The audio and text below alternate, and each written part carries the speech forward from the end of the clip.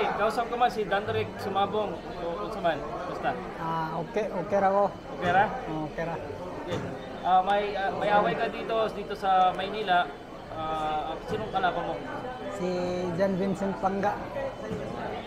Yun. Matagal tayo hindi nagkita.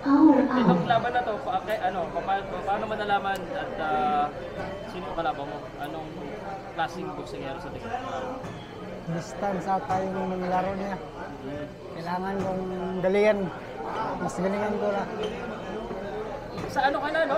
Blacksnake? Blacksmith. Hindi ko pa nakikilala yung ano yan eh, kasi last time sa iba ka pa eh. Blacksmith na ang bagong gym namin. Saan ka nag-training sa laban mo na to? Sa bola? Sa Bolang. Kailan ka nabating dito sa Manila? Kahapon. Tapon lang? Saan ka man nag-stay dito? Kagabi.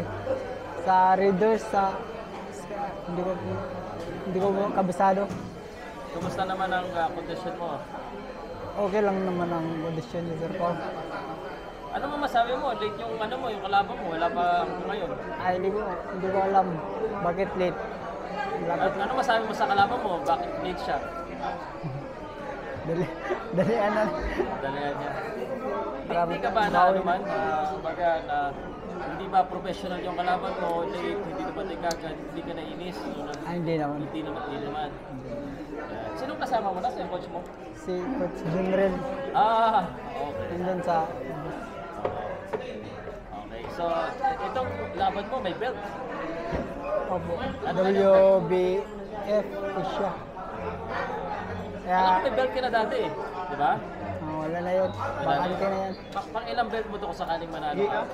Pangalawa. Pangalawa na. So, itong laban na ito, kanina mo dinededicate? Siyempre, sa pamilya. Salamat sa Panginoon.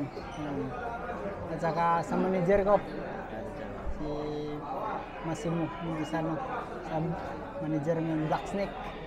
Anong mangyayari sa laban? Knockout, decision? Ikaw, anong gusto mo? Hindi ko masabi.